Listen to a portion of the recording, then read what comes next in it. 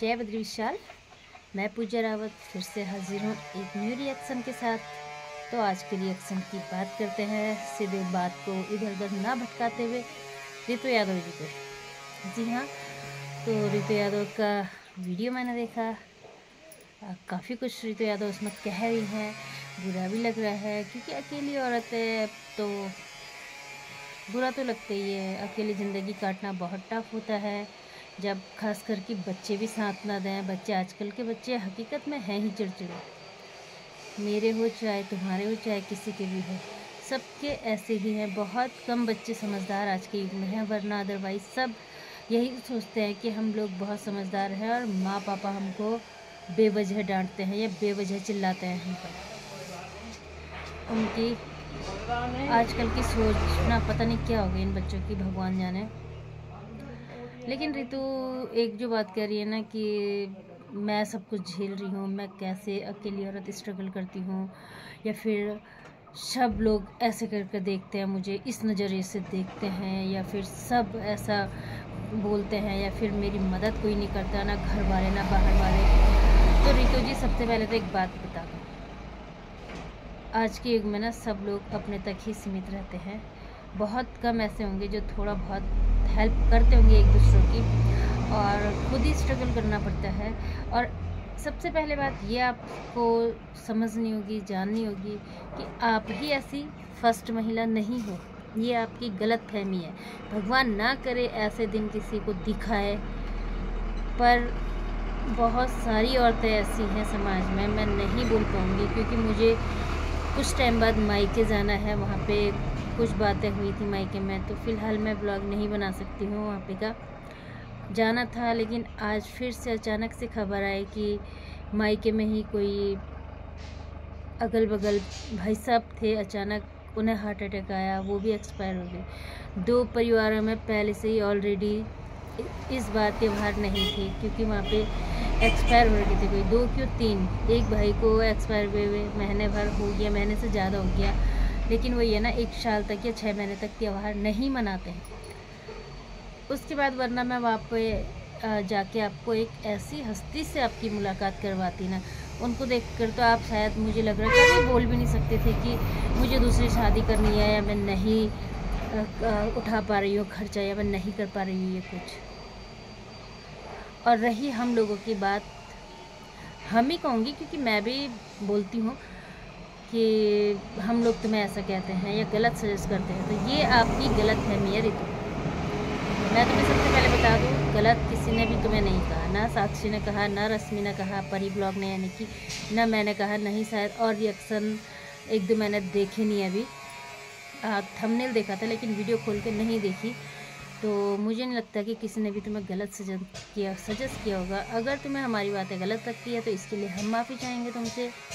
और तुम्हें अगर लगता है कि शादी करना तुम्हारा सही डिसीजन है, सही फैसला है, और तुमने सोशल मीडिया में लाकर बहुत बड़ी गलती कर दी है, हर कोई तुम्हें मना कर रहे हैं, आंटी जी ने तक तुम्हें मना कर दिया, उसके बावजूद भी तुम अगर समझती हो कि सब लोग गलत हैं, तो तुम्हें जो सही लगता है तुम वो करिए।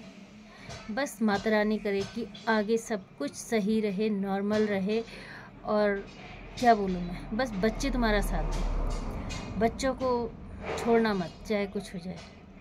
क्योंकि फिर से दोहरा रही हूँ एक बात, 4 दिन की चांदनी फिर अंधेरी रात। बहुत लंबी चौड़ी ज़िंदगी है, छोटी ज़िंदगी नहीं है।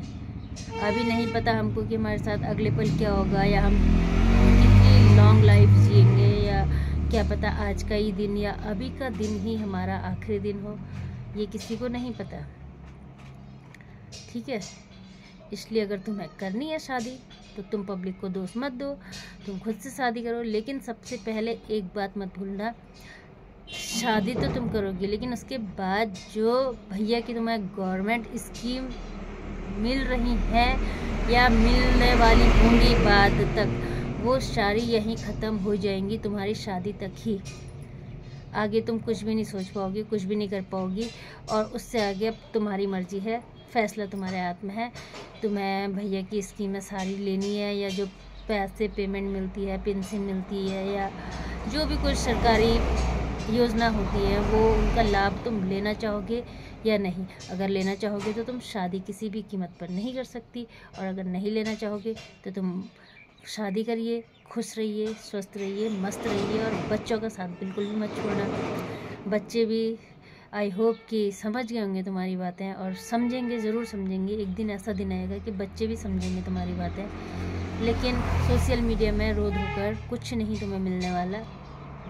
अब फाइनल डिसीजन तुम ये करो कि जो तुम्हें सही लगता है वो करो, सीधे सीधे चुपचाप करके, कोई फ़ायदा नहीं है।